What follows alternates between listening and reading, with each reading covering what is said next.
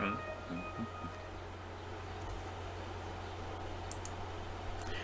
Olá, como vão? Tudo bem? Estamos aqui de volta para continuar o nosso papo sobre os Vimanas, essas fantásticas máquinas voadoras da Índia antiga, de uma Índia que se perde lá nas brumas do passado. Quando nós falamos de Índia, é bom lembrar que não se trata dessa Índia política que nós conhecemos hoje. A Índia que nós conhecemos hoje como país Índia foi criada em 1947, eles ficaram independentes da Inglaterra. A Índia que nós falamos eram reinos espalhados por uma região gigantesca, uma região enorme. Eram vários reinos e impérios. Então nós vamos falar sobre as máquinas voadoras dessa época perdida, porque na verdade ninguém sabe exatamente quando tudo isso aconteceu. Apenas nós podemos especular. Nós vamos ver como é que nós podemos conceber uma máquina, por exemplo, que retorne ao seu agressor como um bumerangue, mas que seja constituída de fogo brilhante. Incrível, né? Star Wars puro. Uma arma que faça evaporar todos os corpos, toda a água do corpo, e oculte um planeta todo em vapor de água. Uma arma que tenha um raio capaz de pôr um inimigo, um exército inteiro para dormir. Uma arma que produza ilusões, fazendo com que o inimigo teme atirar em algo que nem existe. Uma arma suscetível de estraçalhar um planeta inteiro. A Estrela da Morte, por exemplo, do Darth Vader. Uma arma que torne invisível seu agressor, juntamente com a sua tecnologia. Uma arma que queime países inteiros e saia pelo universo destruindo tudo. Pois é, isso aí são pequena amostra do que nós vamos ver daqui para frente. Nós vamos ouvir falar também sobre habitats espaciais, cidades espaciais onde milhares de pessoas poderiam viver nelas, com seus jardins, campos, água corrente, todas as comodidades que nós podemos pensar. Nós temos naves espaciais dos mais variados tipos, que funcionavam, segundo eles, um princípio de antigravitacional, de um sistema antigravitacional, e que alcançavam velocidades incríveis. Pois é, nós podemos imaginar essa utopia toda numa Índia de milhares de anos atrás? Pois é, isso tudo existiu segundo os escritos que nós temos e foram registrados em livros, né? O que nós vamos falar aqui sobre um estudo que um professor indiano fez, é o Dr. Kanjilal, ele é um estudioso de sânscrito, e ele cita as fontes, né, que falam sobre todas essas naves e essas armas. São tantas, eu vou só ler algumas aqui, que é o Yukitalkaparatu, Mayamatan, o Rig Veda de Ayurveda, o Mahabharata, que é bem conhecido, o Ramayana, os Puranas, o Bhagavata Gita, o Raghuvansan. As palavras em sânscrito são incríveis de serem pronunciadas. O Abhimarka de Visar, os Jatakas, a literatura Vadana, e aí vai, essa é uma série deles. O Yukikalpataru de Borra. São palavras estranhas, né? Bem pronunciáveis, mas que só são entendidas por quem estuda sânscrito. Mas são dessa documentação que nós temos como prova literária dessas armas e dessas naves fantásticas.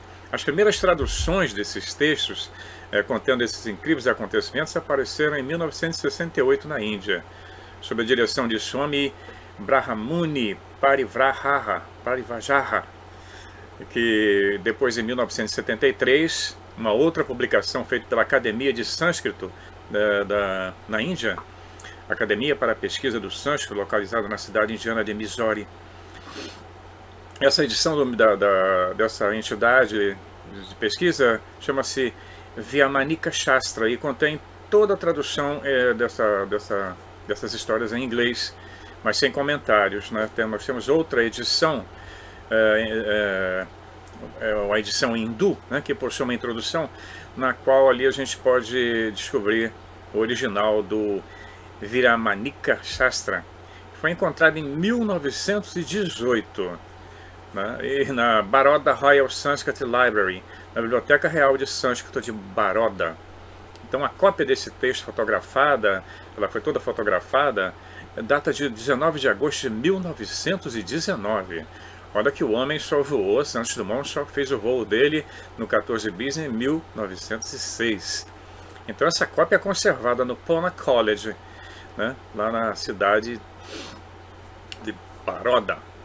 Então lá nós temos nesse livro de Emil, que foi traduzido em 1919, o capítulo 31, que traz um artigo sobre o Samarangana Sutradhara.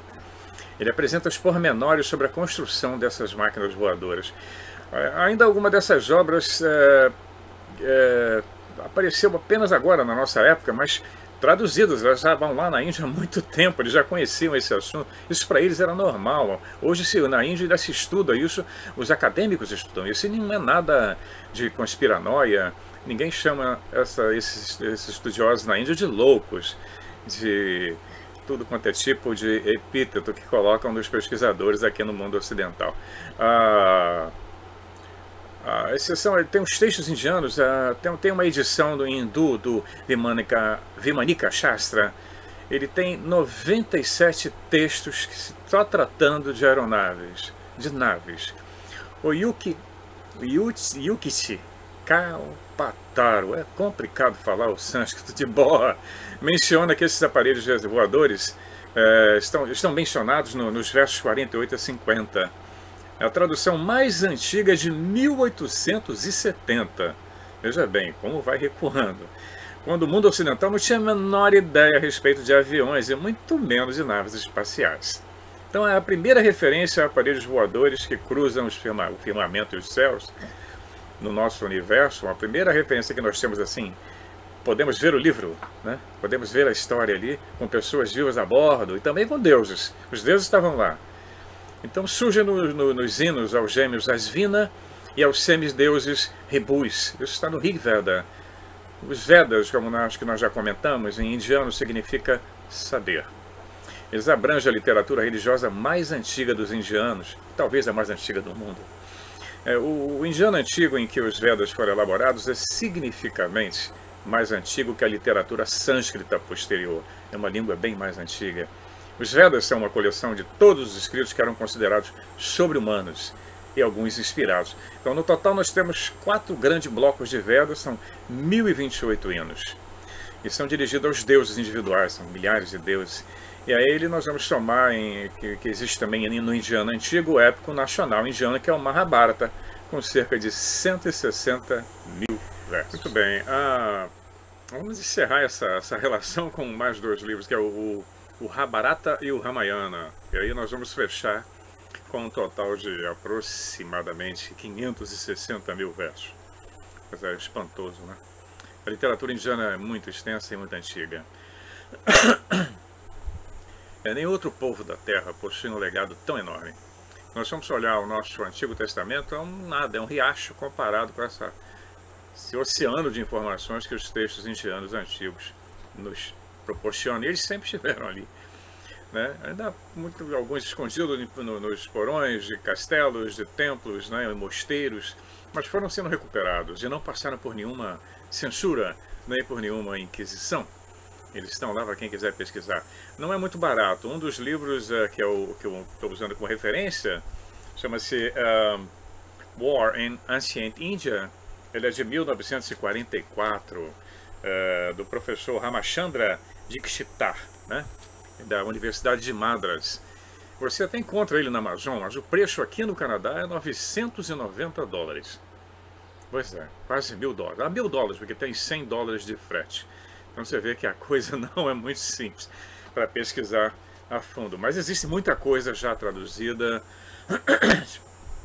na Amazon, nas livrarias você vai encontrar. Inclusive eu acho que em português tem alguma coisa. Os tradutores lá, nós vamos ver que quando esses livros começaram a aparecer, começaram a ser traduzidos lá no século XIX, no início do século XX, eles não tinham ideia. Imagina, se falar, como por exemplo no Ramayana, carro voador, né, que faz estremecer as montanhas, que se ergue com trovões, incendeia florestas, campos de topo dos edifícios. Então o camarada que estava traduzindo não podia chamar aquilo de uma nave espacial, né? Não resta a menor dúvida de que ele dizia, isso é uma tempestade com raios, é uma alegoria, não tem nada a ver com um carro voador. Hoje nós sabemos que pode acontecer, né? Então não tem a menor dúvida que um estudioso em 1884 não podia entender um trecho de uma leitura dessa. Ele teria que interpretar com a sua visão. Então essa visão foi o que aconteceu com todos os textos antigos não só na Índia. Sempre havia uma interpretação com a visão técnica que se tinha da época. Eu vou colocar uma fotografia daqui a pouco, da sequência de fotos de um indonésio em 1920, quando a Indonésia ainda era colônia holandesa. Um holandês mostrou para ele uma bike, uma bicicleta, e ele fez uma escultura em madeira de como ele via a bicicleta. É impressionante.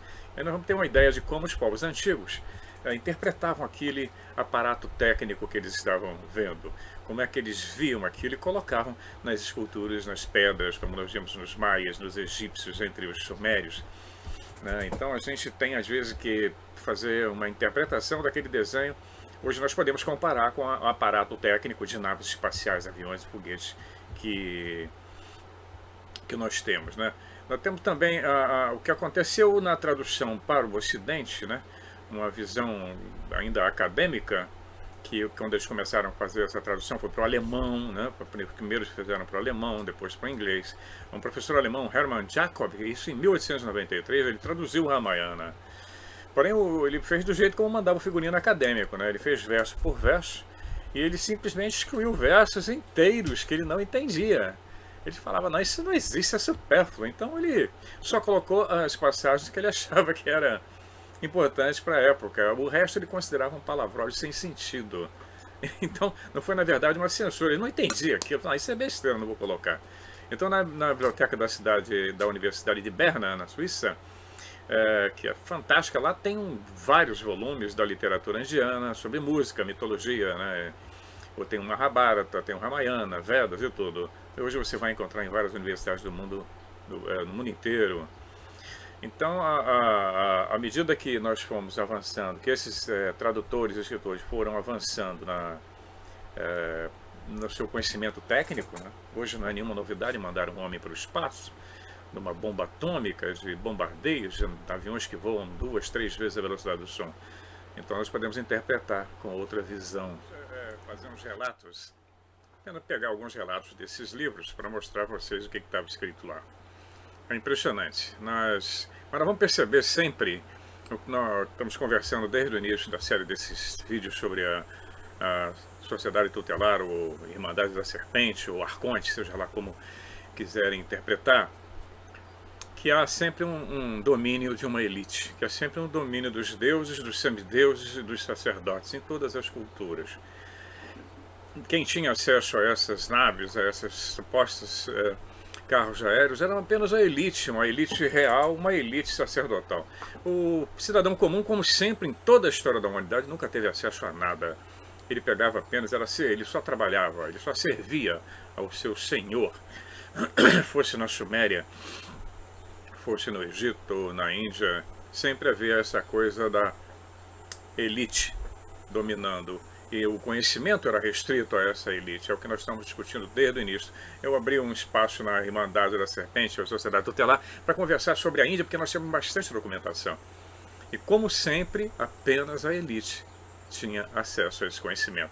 Então quem retratou, quem escreveu, quem comentou, o cronista da época, ele não era um membro da elite, era apenas um cronista, ele apenas reportava aquilo que ele estava vendo. Vamos ver aqui um relato sobre uma das naves, né? Por exemplo, o corpo tem que ser construído para ser forte e durável. Tem que ser de material leve. Eles mencionam muito a mica, a famosa malacacheta, como a gente conhece aí no Brasil. E tinha que ter força, uma força que repousava no mercúrio. Olha o mercúrio aí, sempre. E que o turbilhão de vento impulsionador o colocava em movimento. O homem pode percorrer uma longa distância no firmamento de forma maravilhosa. É também possível construir um Vimana tão grande quanto um templo para o Deus em movimento. É preciso instalar 4 depósitos bem potentes de mercúrio. Quando eles são aquecidos pelo fogo, controlado pelos depósitos de ferro, um Vimana pode desenvolver a força de um trovão por meio do mercúrio, e ele logo aparece como uma pérola no céu. É bom lembrar que os nazistas também tinham depósitos de mercúrio. Os maias, as pirâmides maias, têm sido descobertos depósitos de mercúrio nos subterrâneos embaixo das pirâmides. Então o mercúrio está aí, presente em todas essas histórias de discos voadores, vimanas, naves que têm controle sobre a gravidade, sistemas antigravitacionais, sempre com o vórtice do mercúrio. No outro livro, no Vishnu Purana, é escrito lá: enquanto Kalki ainda está falando, descem do céu diante deles 2 carros brilhantes como o sol, constituídos de todo tipo de pedras preciosas e se movendo autonomamente, protegido por armas radiantes. Nós temos também aqui o rei Humanvat. Ele dispunha um vimana do tamanho de, como tá, gigante, tamanho de um jumbo, um avião gigantesco. Diz aqui: tanto o rei quanto o pessoal do harém e o grupo de dignatários de cada parte da cidade sentam-se agora no carro celeste, sempre a elite. Eles alcançam a amplidão do firmamento e seguiram a rota dos ventos. O carro celeste sobrevoou a terra, passou sobre os oceanos e então foi guiado em direção à cidade de Avantes, onde justamente estava sendo celebrada uma festa. O Vimana parou para que o rei pudesse comparecer à festa. Depois dessa curta parada intermediária, o rei partiu novamente, sob o olhar de incontáveis curiosos que admiravam o carro celeste. Pois bem, nós vamos continuar conversando sobre os Vimanas, mas eu vou também começar daqui a uma semana. Eu pretendo começar uma nova série, não que vai ter muito a ver com os Vimanas, que é como essa história foi captada, foi cooptada e utilizada pelo nazismo. Nós vamos falar sobre os supostos discos voadores nazistas, os Vrills, os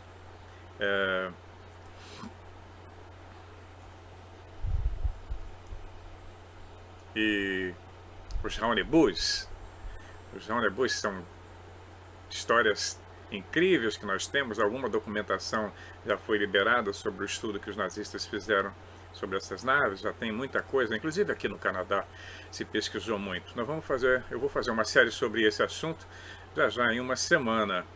E a outra que eu vou começar também, já algumas pessoas me pediram muito para fazer uns vídeos sobre o assunto, é sobre Maria Madalena, a minha primeira dama.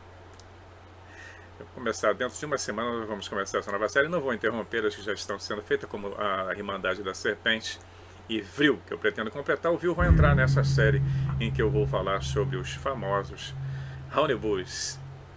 Até já.